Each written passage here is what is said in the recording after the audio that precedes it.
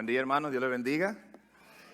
Sí, ciertamente me siento como en casa, es un verdadero placer y siempre que hacemos una paradita por esta zona y recibimos la grata invitación, Pastor Reyes, Pastor Lisael, ya es una ofensa decir que no. Y de verdad que me siento muy agradecido del Señor por la oportunidad. Como decía el hermano Lisandro, Pastor Otto llega esta noche y va a estar haciendo algunas actividades aquí con ustedes y parte de mi presencia es en la avanzada presidencial, viendo que todo esté en orden, que todo esté organizado, pero igualmente es un privilegio grandemente estar con ustedes hoy. Yo quiero que oremos porque este tema que vamos a estar compartiendo hoy por la gracia del Señor, en primer lugar, es un tema que me carga mucho y tiene un gran peso emocional y personal porque es el resultado no solo del estudio que uno hace para preparar un sermón, del estudio permanente en el cual uno se mantiene para enseñar las Escrituras, sino que hay ciertos temas, no sé si a usted le sucede eso, que cobran vida y que tú dices, Dios, tú me has hablado, pero igualmente yo creo que esto es necesario que tu iglesia lo conozca. Y uno de esos temas es este que vamos a hablar en esta mañana. Por eso voy a orar para que luego podamos ir al texto que vamos a estar enseñando. Padre, esta mañana gloriosa, Señor, yo te glorifico y te doy gracias, Señor. Gracias, Padre, por tus misericordias que son muchas. Señor, trae vida, trae sensibilidad espiritual a nosotros al escuchar esta mañana tu palabra. Y como siempre lo pedimos, Señor, que haya verdaderos cambios en nosotros. Porque queremos agradarte, porque queremos crecer, porque queremos ver tu obra en nuestras vidas, porque queremos que las próximas generaciones también vean en nosotros un legado, un ejemplo de cómo vivir la fe de una forma correcta. Alabo tu nombre, Señor, por tu obra en esta iglesia también, que es evidente cada momento y cada oportunidad que tengo de estar aquí, Señor. Es una evidencia de tu poder y de tu magnificencia, Señor, el hecho de cómo tú vas haciendo cambios permanentemente en nosotros. Usa tu palabra para edificarnos a todos en el nombre de Jesús. Amén. Vamos a ir a Jeremías capítulo 17. Este es un texto extremadamente conocido.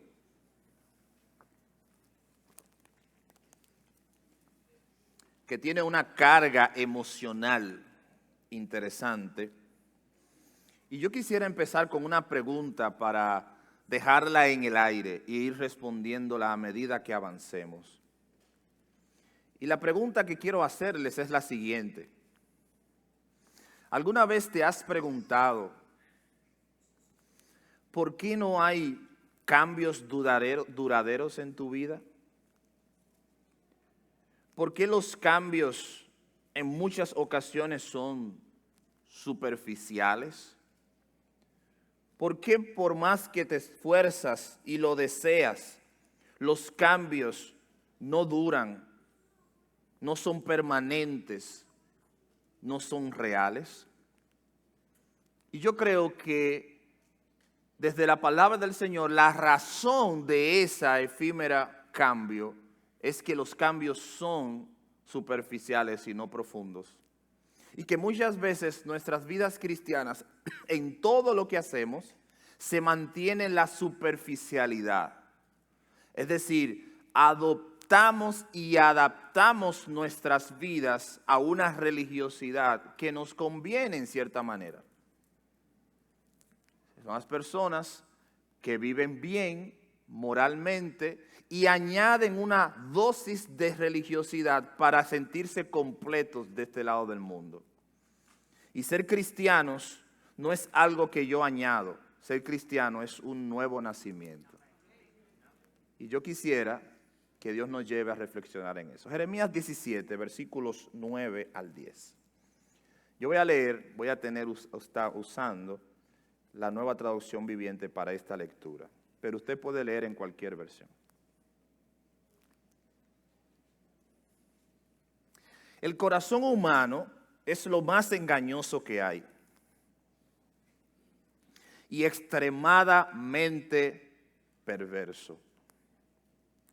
¿Quién realmente sabe qué tan malo es? Pero yo, el Señor, escudriño, investigo todos los corazones, con énfasis todos los corazones, y examino las intenciones secretas del corazón. Y a todos les doy la debida recompensa según lo merecen sus acciones. Dios bendiga su palabra. El libro de Jeremías es atribuido de forma tradicional al profeta Jeremías, hijo de Hilcías, un sacerdote. Y este es uno de esos profetas especiales. Es conocido como el profeta llorón porque en muchos de sus escritos había una relación emocional y siempre suplicando y llorando y apelando por la misericordia de Dios al pueblo. Es un buen ejemplo de cómo interceder delante del Señor por nuestros pecados. Y este libro tiene la particularidad de que se escribe en una condición muy especial del pueblo hebreo, específicamente profetizando a la tribu de Judá y todos aquellos que pertenecían a su entorno. Cuando nosotros vamos a las Escrituras y vemos el capítulo anterior, el capítulo 16, nosotros vemos que hay un declive espiritual. El pueblo se había entregado a la idolatría. El pueblo había adoptado a todos los ídolos circundantes de su entorno. Vemos a Baal, vemos a Asera, vemos a Moloc. Y Dios de una manera bien clara les advierte: no se junten, no se unan, escapen. Yo no quiero que ustedes vayan a ser idólatras. Y el mensaje que constantemente se promociona entre Dios y su pueblo es que Dios quiere que ellos sepan que Él es como su esposo y ellos la esposa. De tal forma que cuando Dios ve que ellos se entregan a la idolatría, es como si prácticamente estuvieran cometiendo una negación a ese matrimonio. Y esto era tan serio que cuando nosotros vamos al libro de Jeremías, aproximadamente hacia el año 627, vemos que ya el pueblo se había entregado completamente y Dios le envía una consecuencia. En el año 587 vienen los asirios y vienen los babilonios en la parte norte y invaden toda esa zona. Y luego vemos más adelante en el libro de Daniel cómo esta invasión lleva a los hermanos a la nación babilónica. Y todo esto consecuencia precisamente de que ellos habían sido ajenos al juicio de Dios. Pero ¿por qué Dios tenía tanta preocupación de que el pueblo se entregara a la idolatría? Y esto es parte del bosquejo, esto es parte de la introducción. ¿Por qué la idolatría era un tema tan serio? Bueno, para Dios la idolatría no era un pecado más. Era el pecado más grave y el que más lo ofendía. ¿Por qué? Número uno, porque era una violación directa al pacto matrimonial. Dios siempre se veía a él como el esposo y al pueblo como la esposa. Y cuando el pueblo no respetaba ese pacto, Dios veía esto, la idolatría, como un adulterio matrimonial. Porque dice Isaías capítulo 54, versículos 5 y 6, porque tu marido es tu hacedor. Eso es el Señor hablándose de su relación. Y te llamará como a mujer abandonada, porque como a una mujer abandonada de espíritu triste, te llamó Jehová. O sea, Dios está reconociendo el valor que tiene de Él hacia el pueblo, la relación matrimonial, pero de manera intrínseca también y periférica. Él está reconociendo el valor que tiene el pacto matrimonial entre un hombre y una mujer. Por eso para Dios el tema del divorcio es algo tan serio, y lo es en el sentido de la relación de Él con su pueblo. Porque cuando él veía al pueblo que se entregaba a la idolatría, él estaba reconociendo y él estaba diciéndole al pueblo que ellos estaban engañándolo. Y uno pudiera decir, yo nunca he engañado al Señor, pero quien establece las reglas del juego, como dice Isaías 54, es el Señor. Él dice, yo soy tu marido y tú eres la mujer abandonada a la que yo rescaté. Dice Jeremías capítulo 10, versículo 1 al 16, que la idolatría también atentaba contra la identidad de Dios mismo. Porque cuando el pueblo decía que adoraban a los dioses de Acera, a Moloc y a todos los dioses circundantes de los amorreos, de los filisteos, lo que ellos estaban diciendo es, Señor, tú dijiste en Deuteronomio 6 que Jehová uno es. Y cuando ellos reconocían o daban alabanza a un Dios ajeno, lo que estaban diciendo que Dios no era uno, sino que habían otros dioses, que era posible adorar a otras deidades, porque Dios no era suficiente. Y John Piper, en un libro que escribió hace un tiempo que se llama Sed de Dios, en todo el libro es su tesis, pero él tiene un estribillo en el libro que reza así. Él dice que cuando el pecado entró al mundo, uno de los elementos que el hombre perdió fue su deseo de Dios. Y eso es lo que Dios le está advirtiendo al pueblo. Por eso tú y yo batallamos con desear a Dios. Por eso tú y yo tenemos que ponernos cada día a la disciplina de desear a Dios, porque por naturaleza no lo deseamos. Entonces Dios le está diciendo al pueblo, primero, ustedes son mi esposa. No cometan adulterio. Número 2, le está diciendo, ustedes están negando mi identidad. Jeremías 10, del 1 al 16. Jehová, Yahvé, es el único Dios verdadero, creador de todo. Los ídolos, dice, son mentiras. No ven, no oyen, no pueden salvar, son obras de las manos humanas. Pero cuando yo me enfrasco en darle reconocimiento divino a una deidad que no tiene vida, estoy diciendo, Señor, tú eres insuficiente. Y eso atenta contra la identidad del Señor. Porque si Dios es todo y está en todo y lo llena todo, no necesitamos otros dioses. Si Él es Dios, creador del cielo y de la tierra, sustentador de todo, Salmos 24, dueño absoluto, entonces Él dice, ¿por qué necesitas a otros dioses? ¿Qué tienen esos dioses que yo no te pueda dar? Es una relación matrimonial. Y Dios lo dice, esos dioses de una manera burlesca. Él dice, esos dioses no ven, no oyen, no pueden salvarte. Pero no es cierto que nosotros crecimos en nuestras comunidades y en nuestros entornos con personas o incluso nosotros mismos creyendo que habían deidades o divinidades u otros dioses que tenían poder. Nosotros crecimos así. Fuimos enseñados bajo la idea de existe un Dios, existe un creador, pero no dudes, nos decían probablemente, de que hay fuerzas ocultas y otras cosas.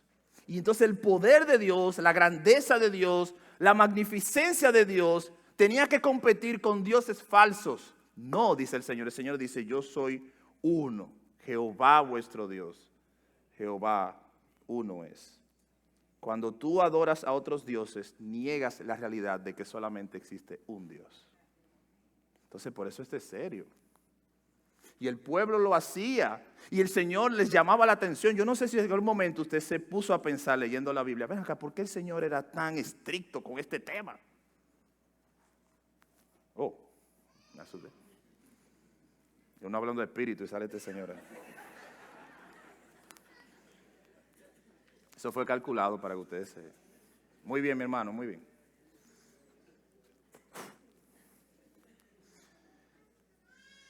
¿Dónde estábamos? Bueno.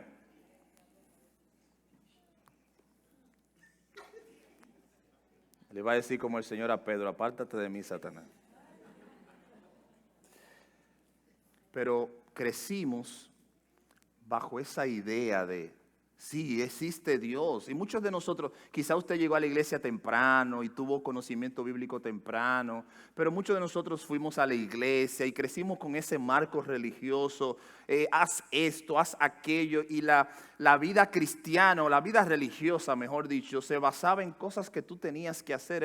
Era una realidad de activismo, de actividades, pero dejaba el corazón igual. Por eso tú veías personas que podían ir fácilmente a la iglesia, pero maltratar a sus esposas o maltratar a sus hijos, o las esposas vivir vidas totalmente divorciadas de lo que es el evangelio. O sea, tú podías ver personas que tenían dobles vidas. ¿Por qué? Porque al Dios que nos presentaban no era un Dios al cual yo tenía que responder. Entonces nos afectaba en el activismo. Nos afectaba la moral, pero no nos afectaba el corazón. Y yo creo que hay mucho de eso todavía en la iglesia de hoy. Y por eso este tema me preocupa. Porque cuando uno tiene tanto tiempo en el evangelio, uno tiende a acomodarse. Y a perder la expectativa, y a perder el rumbo, y a perder la aventura, y a perder el hecho de que yo debo crecer cada día en el Señor. Por eso el viernes, en el estudio bíblico, yo les decía a los que vinieron, lo que vimos el viernes es una pata, es una parte de todo este marco del sermón, y lo de hoy apunta hacia el corazón. Entonces la idolatría para el Señor es algo serio, primero porque atenta en su relación matrimonial con el pueblo, atenta contra la identidad de Dios mismo, pero número 3, la idolatría también destruye al pueblo. Dios sabía que la idolatría trae enormes consecuencias. Porque todos los dioses no tienen el estándar moral y espiritual que Dios tiene. Dios es el único que ha hecho un marco regulatorio de este universo. Y dice Génesis capítulo 2 que Dios vio que todo lo que había hecho era bueno y bueno en gran manera. Todos los demás dioses llevan a la inmoralidad, a la violencia, a la injusticia social, llevan a la persona a la depravación. Solo nuestro Dios salva y transforma. Y Dios lo sabe. Es como cuando tú sabes que tú tienes algo de calidad y tú dices, no, que yo no negocio. Mira, pero que hay un nuevo producto. No, está bien, pero yo sé lo que tengo.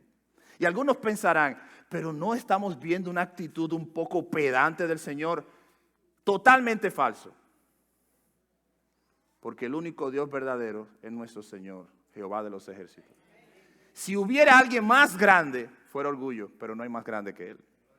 Entonces Él está exigiendo, Él está pidiendo, Él está hasta cierta manera suplicando de que el hombre lo busque, porque sin Él el hombre se pierde. Entonces es un clamor, es un deseo de que el hombre disfrute de Él. Por eso John Piper decía, es que hay un problema de fábrica, y el problema es que ya luego que el pecado se nos ofrece, ya no, la vista no es solamente con Dios, sino que está compartida, pero este ofrecimiento y este fruto no nos llena. Eso fue lo que Satanás le dijo a Adán y Eva. Si comes de este fruto serás como ¿quién? Como Dios. Eso es idolatría. Ya no existe ese solamente Dios, sino que ahora Él no quiere. Y es todo lo contrario. Él sí quiere que lo conozcas. Número 4. Estamos viendo la idolatría. Dios sabe que la raíz de todos los pecados es la idolatría.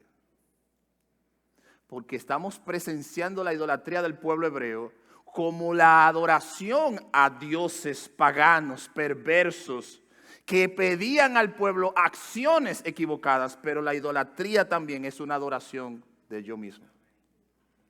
Y eso, mis hermanos, es la raíz de todos los demás pecados. Porque yo quiero agradarme, porque yo quiero que mi carne se satisfaga en mí.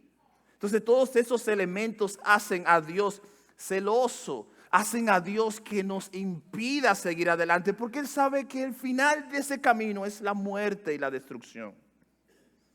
Éxodo 34:14 dice, yo soy un Dios celoso. ¿Y saben qué? El celo de Dios es algo que yo quisiera. ¿En qué sentido? En que el celo de Dios, como el esposo que cela a su esposa, es un significado, es un símbolo de ese cariño, ese aprecio, ese amor y ese cuidado que Dios tiene. Algunas personas ponen a Dios en un pedestal, tomando la decisión de entender que ese Dios no se interesa por nosotros, es todo lo contrario. Juan capítulo 3, versículo 16, de tal manera amó Dios al mundo que dio a su Hijo unigénito. Él no se desinteresó por nosotros. Él ha hecho todo lo posible para que nosotros nos interesemos por Él. Entonces, cuando hablamos de idolatría, cuando Dios le dice al pueblo, aléjense de los ídolos circundantes. Cuando Dios le dice al pueblo, no me abandonen, no sean idólatras, no se entreguen a la inmundicia de los pueblos alrededor. Lo que Dios le está diciendo es que no hagan todo esto. Jeremías 14, 22 dice, ¿hay alguno entre los dioses de las naciones que haga llover? ¿O dará la tierra lluvias? ¿No eres tú, oh Jehová, nuestro Dios, el que hace llover? Y usted lo puede buscar en sus estudios personales, si no sabe qué textos, lo puede poner ahí en el buscador.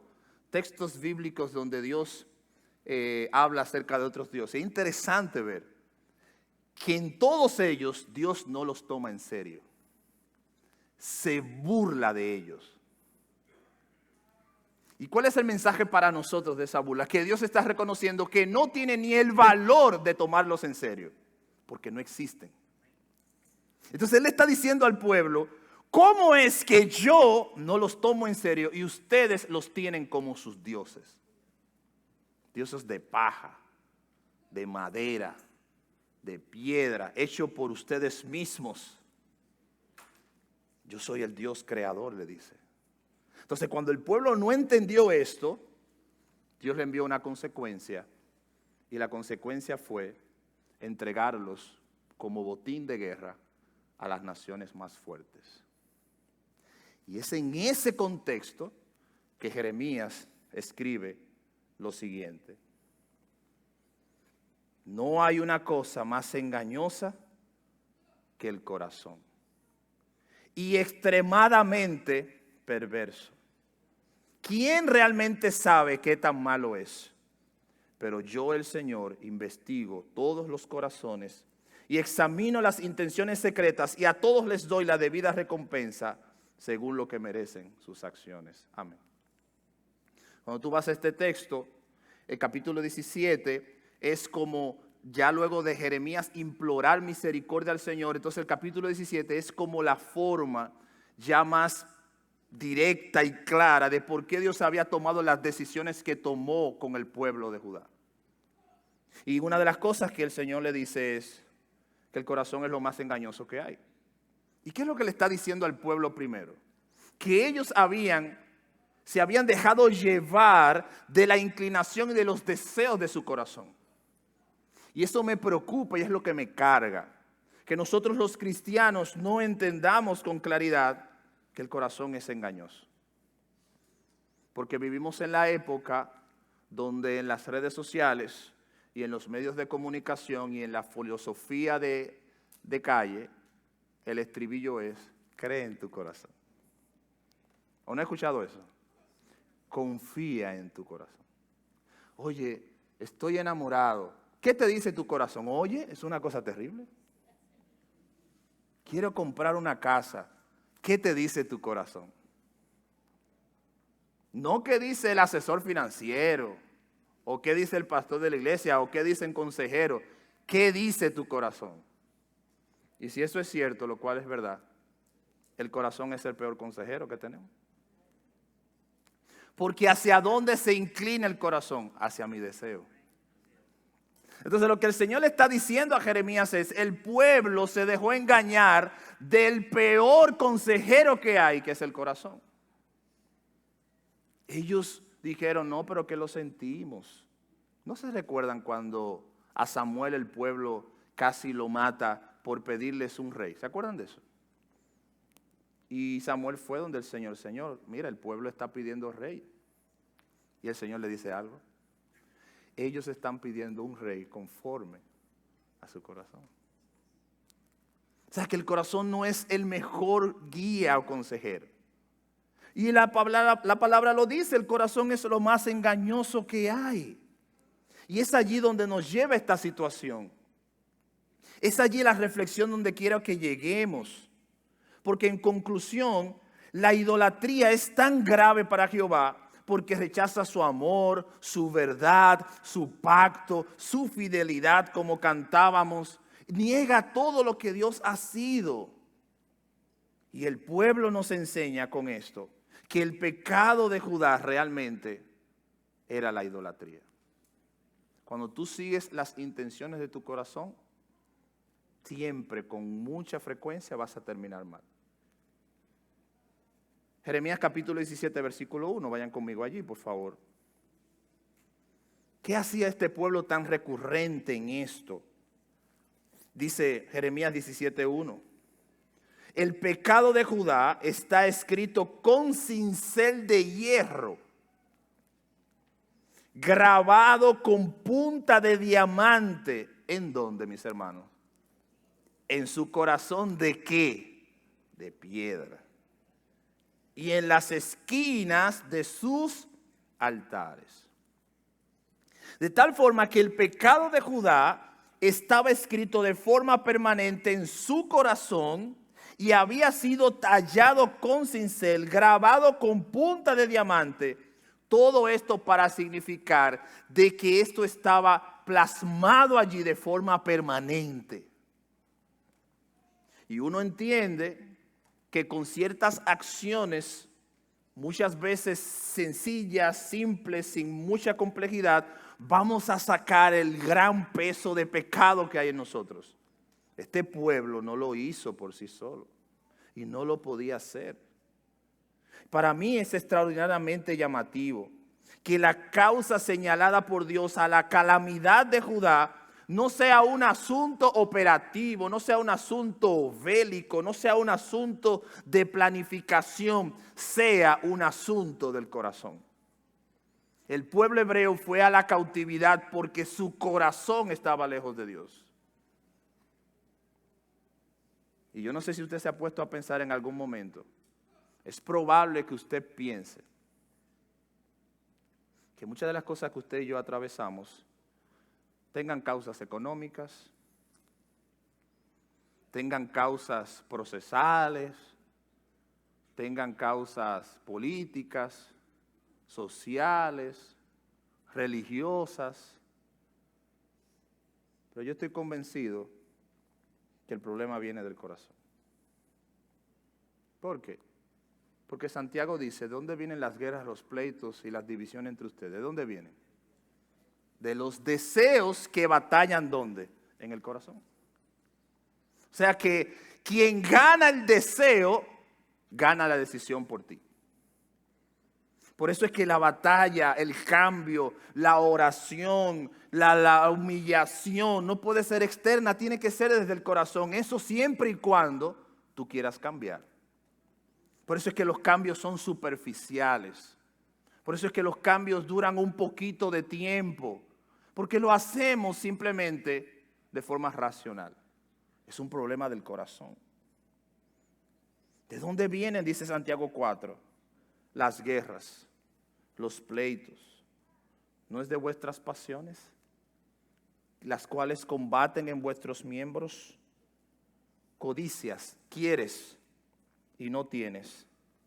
Matas y ardes de envidia y no puedes alcanzar. Combates y luchas, pero no tenés lo que deseáis porque no pedís. Entonces, es como que no lo logré y lo que yo hago es, bajo la enmienda de trabajo y de hacer mi mayor esfuerzo, buscar la manera de lograr aquello que Dios está resistiendo a probarte. Porque Él sabe que el día que abra las compuertas de ese deseo de tu corazón, entonces vas a ser presa de él. ¿Cuál es el consejo de Jeremías en este texto? Yo tengo 3 consejos. Versículo 9. Hermanos, definitivamente no confiemos en el corazón. No confiemos en nuestros deseos, porque el corazón es engañoso, es perverso. Y dice el texto, ¿quién realmente sabe qué tan malo es? Huya de esas personas que dicen, tengo una corazonada. Mira cómo palpita el corazón. Mira. A las niñas, a las jóvenes, a las adolescentes, a las que ya están buscando novio. Si el novio le dice al interesado, oye, mi corazón se acelera cada vez que te veo. Dígale, engañoso es el corazón. Oye, pues tú eres muy cristiana. Bueno, eso es lo que dice la Biblia. Ahorita me matan algunos muchachos aquí. Cuidémonos de eso. De esas emociones que inclinan la balanza hacia las decisiones que muchas veces Dios no quiere que tomemos. Emilio Tranchini, en un libro que ha tallado este pensamiento y esta preocupación mía, un libro que se llama Cambios Profundos, se los recomiendo. Es un muy buen libro que nos lleva a entender esto. Él nos invita a considerar una pregunta al momento de evaluar cualquier decisión. Y yo pienso que es una muy buena pregunta para hacer una especie de radiografía de si tu corazón es quien está influyendo en la toma de la decisión o es Dios. Y la pregunta que él hace es la siguiente. ¿Por qué? ¿Por qué? ¿Por qué quiero eso? ¿Por qué no lo quiero?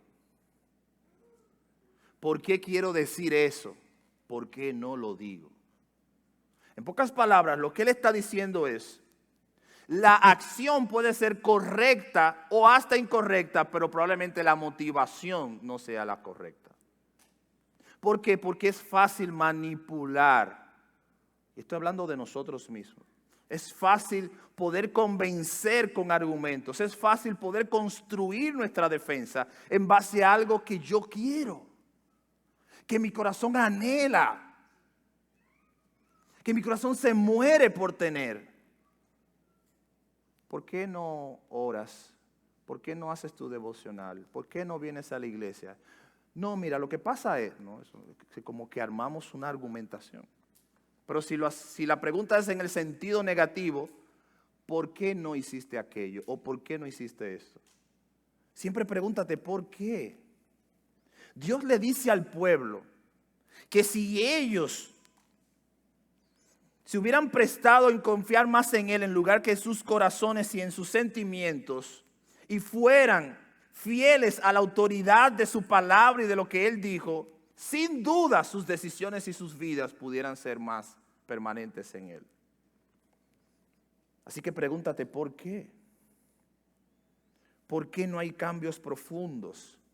En el corazón se halla la respuesta a esa pregunta. Y yo estoy seguro, a mí me ha pasado y me pasa muchas veces que yo sé la respuesta, pero no la quiero escuchar. Porque mis deseos y mi carne me dominan y quieren sobreponerse por la voluntad del Señor. ¿Y saben lo que hace el Señor aún en su misericordia? Que nos cerca. Cuando Él tiene propósito con alguien, Él hace que sus propósitos se cumplan en la vida de esa persona. Por eso lo que tienes que decirle, Señor, cumple tus propósitos en mí.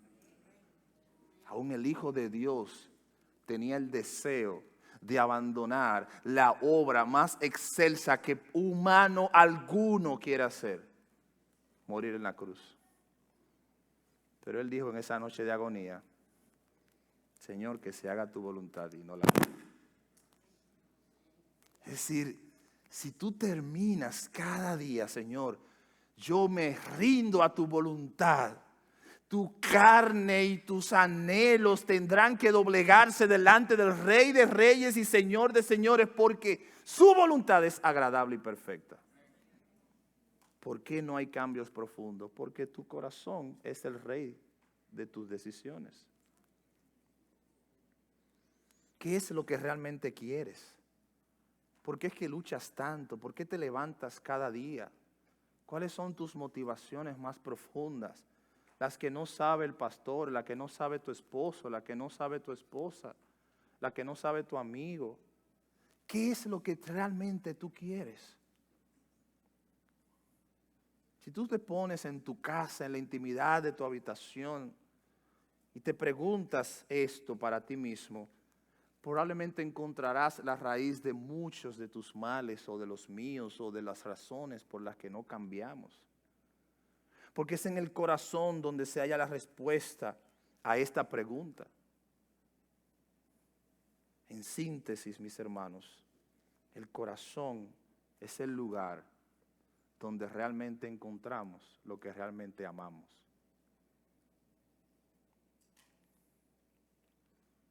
Y muchas veces eso no aflora tan fácilmente. ¿Por qué hago lo que hago? ¿En el sentido positivo o hasta en el sentido negativo? ¿Por qué quieres prepararte? ¿Por qué quieres convertirte en una persona que estudia mucho la Biblia o que ora mucho? Pastor, ¿y eso no es lo que usted quiere que hagamos? No. No es lo que yo quiero que hagamos. Es lo que Dios quiere que hagamos. Es que tú ores con el corazón correcto. Es que tú leas la Biblia con el corazón correcto. Porque ¿qué dice el texto de Jeremías que estamos estudiando hoy? ¿Qué dice al final? ¿Quién conoce las intenciones del corazón? El Señor. Pero Él dice algo más. Y como Él es quien la conoce, entonces Él, ¿qué hace? Juzgará a cada uno. Lo que quiere decir es que no necesariamente, si la acción es correcta, el juicio será el mismo. ¿Por qué? Porque Dios no solamente mira lo de afuera, Él mira el corazón. Entonces, si tú quieres que haya cambios profundos, ya no solamente mires tu accionar, mira tu motivación. Por eso, ¿por qué no has cambiado? ¿Por qué no hemos cambiado? Paul Tripp, en un libro que escribió llamado Sexo y Dinero, tiene un párrafo que yo quiero leer. Y él dice lo siguiente: es la tarde, y eso está en el prefacio, en la contraportada del libro, es como parte de la introducción del libro. Y escuche esto. Él dice: es la tarde en la que terminé de escribir el libro. O sea, hoy es la tarde en la que terminé de escribir el libro. La mejor descripción de mi estado de ánimo en este momento es que soy un triste celebrante. Estoy devastado por lo que este libro ha expuesto acerca de mí. Estoy dolorido por la lujuria que todavía reside en mi corazón. Y estoy entristecido por la evidencia de que todavía despilfarro el dinero en cosas que simplemente no merecen la pena. En contexto, él está escribiendo un libro para advertir del ídolo de la sexualidad y de los dineros. Y él dice: cuando terminé de escribir, me siento horrible, porque lo que el libro ha demostrado es que yo amo el dinero y tengo problemas con lo otro. Y eso es público, por eso lo puedo leer. ¿Qué es lo que él está haciendo? Él está llevando a la hoguera, al altar, su carne. Él está diciendo: hermanos, yo también tengo esas luchas. Y cuando tú quieres cambiar desde de adentro hacia afuera, tú no tienes temor en buscar a las personas correctas para que esas personas correctas conozcan tu corazón. Porque las personas correctas, maduras, hijos e hijas de Dios, en lugar de juzgarte, te llevarán a buscar solución en Dios. Pero cuando lo ocultas, te conviertes en presa de ti mismo. Por eso, mi hermano, mi hermana, a la amiga que recibió este mensaje esta semana, dile a ese chico: no confío en tu corazón. Número 2, versículo 10. Pastor, pero si no vamos a confiar en el corazón, ¿cuál será nuestra fuente de confianza? Confía en Dios y confía en su palabra. Pero yo, el Señor, versículo 10, examino todos los corazones y las intenciones secretas, y a todos les doy la debida recompensa según lo que merecen sus acciones. Es decir, mi confianza tiene que estar en lo que Dios ha dicho y ha revelado, porque como aquella persona sensata puso su hogar sobre las rocas, así yo pongo mi vida, porque mi corazón es como navegar en un lugar pantanoso. Un día te va bien, en algún momento hace una buena decisión, pero el final de ese lugar no es el mejor. Cuando Abraham le dijo a Lot, luego de haber tenido una diferencia entre sus trabajadores, y Lot fue muy insensato. Lot pudo haber ido donde Abraham, su tío, y decirle, vamos a arreglar esto, tío, yo necesito estar contigo. Tú eres un hombre de Dios. Dios tiene propósito contigo. Yo quiero ahora caminar hacia donde tú vas, donde la arena del mar ni las estrellas de los cielos pueden contar. Allí yo quiero ir contigo, pero lo mejor le he dicho, dame una tierra. La tierra que escogió Lot físicamente era la mejor, pero moralmente no lo era. Y dice la palabra del Señor que cuando los ángeles vinieron para rescatar a Lot de aquella consecuencia y del juicio de Dios que venía sobre la tierra, a la mañana siguiente todavía los ángeles tuvieron que ir a despertar a Lot. Yo no sé si usted se ha puesto a pensar, viene juicio sobre a tal ciudad y mañana a primera hora tenemos que irnos. ¿Saben qué? Yo no llego mañana. Uber, bueno, si fuera Uber. Ven esta misma noche y me voy. Pero no solamente eso, es que al otro día él ni se había levantado temprano. ¿Qué quiere decir eso? Que él no creía en Dios. Bueno, eso se le va a pasar a Dios. No creo que sea de esa manera. Ustedes están exagerando,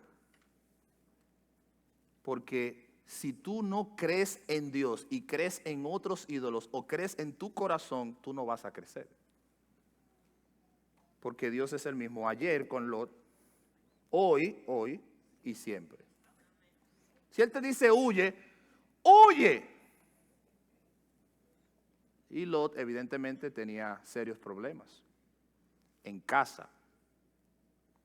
Porque, ¿qué le dijeron los ángeles? Cuando salgamos de la ciudad, ¿qué dice? No miren atrás. Pero lamentablemente la esposa de Lot parece que le hacía chuipi a Lot. Y miró y se convirtió en estatua de sal. Lot tenía serios problemas porque no confiaba en el Señor. Yo no puedo confiar en mi corazón porque es un fundamento inestable. Solo Dios y su palabra son estables. Han permanecido desde la eternidad y permanecerán hasta la eternidad. Tu corazón no. Todavía tú eres cristiano, yo soy cristiano, hermanos. Y estamos en un proceso de crecimiento, de madurez, pero todavía no hemos llegado. Por eso esto es tan serio. Por eso me preocupa y me carga. Jeremías 31:31. He aquí que vienen días, dice Jehová, en los cuales, precisamente en este contexto, haré un nuevo pacto con la casa de Israel. Habrá un nuevo pacto, y lo hubo y con la casa de Judá. No como el pacto que hice con sus padres el día que tomé de sus manos para sacarlo de Egipto, porque ellos invalidaron mi pacto, aunque fui yo un marido para ellos, pero ellos no lo honraron. Pero este es el pacto que haré con la casa de Israel después de aquellos días, dice Jehová. Daré mi ley en su mente y la escribiré ¿dónde? En sus corazones. Y yo seré a ellos por Dios y ellos serán mi pueblo. Es decir, ya esa desidia, ese pecado, esa mentira puesta en el corazón de Judá con cincel de hierro, llegará el momento en que habrá un nuevo pacto en el corazón de ellos. Y ese nuevo pacto fue en Jesucristo. Por eso todo aquel que cree en Él no se pierde, sino que tiene vida eterna. Hermanos, ¿por qué no cambias? ¿Por qué todavía sigues con las mismas luchas? Usted dirá, pastor, pero es que hasta que el Señor venga estaremos luchando. Sí, pero con luchas nuevas. Se supone que estamos creciendo y nos gusta mucho de gloria en gloria. Pero hay personas que parecen como si estuvieran retrocediendo. Y yo quiero que salgamos de aquí, que usted llegue a su casa, que usted hable con su esposa, hable con su esposa, hable con sus hijos, se sienten y le hagan estas preguntas entre ustedes mismos. ¿Por qué no estamos creciendo? ¿Le preocupa esto o no le preocupa? ¿Es algo que le carga o no le carga? Eso sabrá el Señor. Pero la realidad es que si quieres crecer, debes abandonar el corazón como tu centro de mando y de confianza y comenzar a confiar en la palabra de Dios y en el Señor. Eso sí quiere hacerlo. Porque la palabra del Señor es estable. Y estos tiempos donde el nuevo pacto, donde la ley será escrita en nuestros corazones, ha llegado.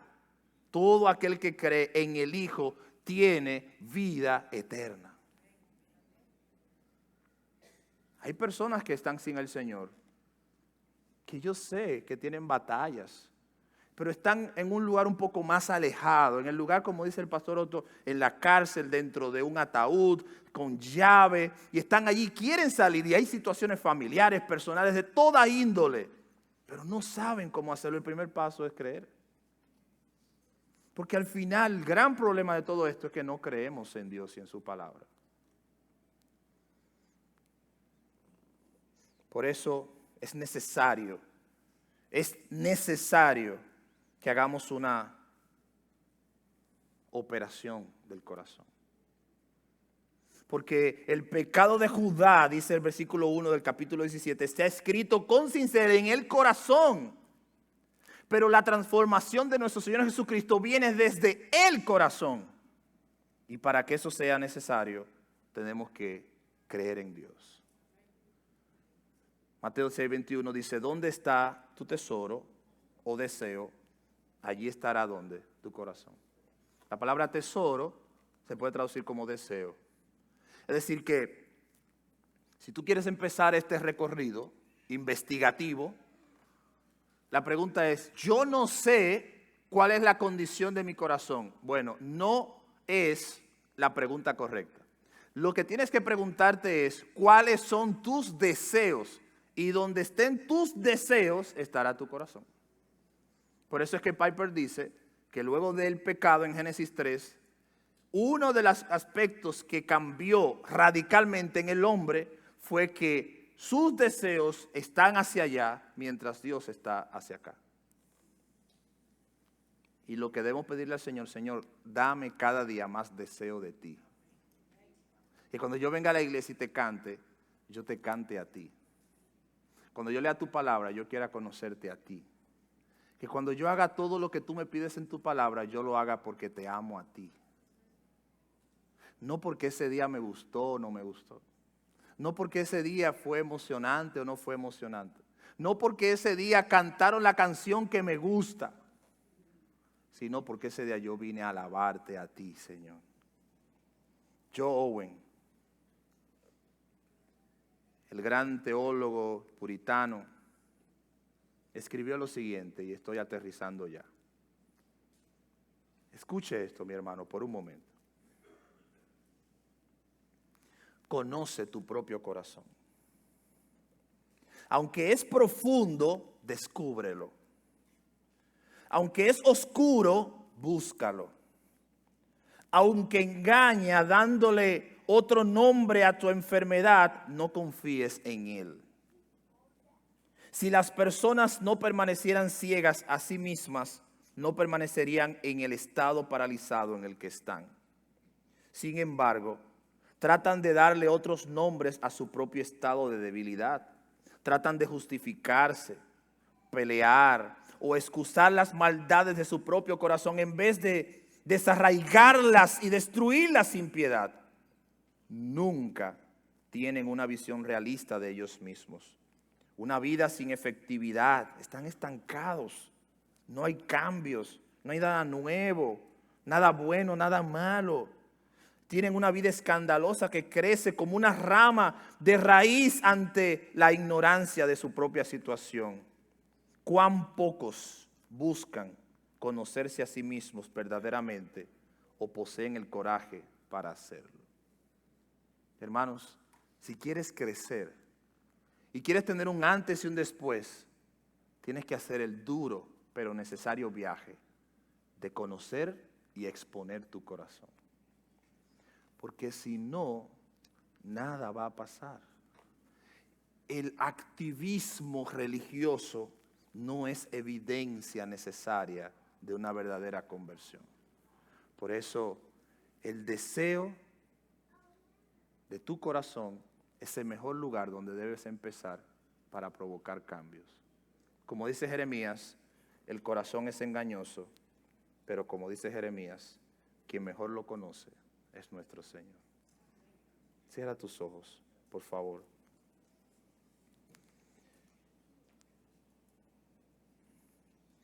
Lo que hay es una batalla sangrienta. Y cuando uno enseña la palabra, cuando uno predica el texto, muchas cosas están ocurriendo en la audiencia. Y yo sé que probablemente hay inquietudes o personas inquietas u otros que quizás no. Está bien. Pero a aquellos a quienes Dios le ha hablado de manera clara, no endurezcas tu corazón. Escucha la voz del Señor. Si tú quieres que tus deseos estén bajo la autoridad del Señor, tienes que buscar un deseo superior. Si tú quieres que tu corazón se doblegue ante la grandeza de Dios, tienes que presentarle a un Dios grande. Porque el problema es que al Dios al quien estamos adorando lo hemos puesto muy pequeño. Y la carne se ríe, el corazón se ríe, los deseos se ríen. Porque como nuestro Dios es pequeño, ellos se presentan más grandes. Tu Dios es un Dios grande y excelso.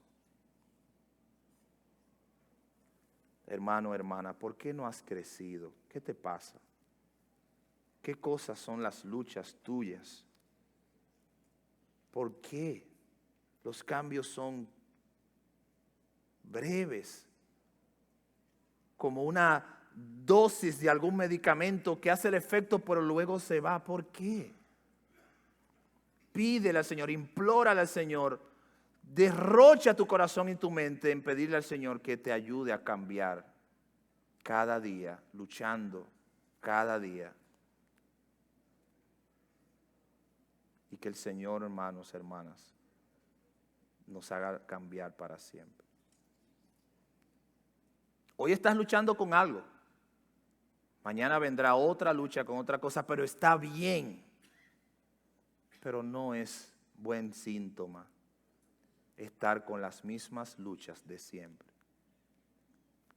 Pídele a tu Dios que te ama, que te ha salvado, que te ayude a cambiar. Pídeselo de todo tu corazón. Y cuando vayas a tomar decisiones, no confíes en el consejero más engañoso, que es el corazón. Confía en Jehová y Él hará. Gracias, Señor, en tu nombre y para ti. Amén. Dios le bendiga, hermanos.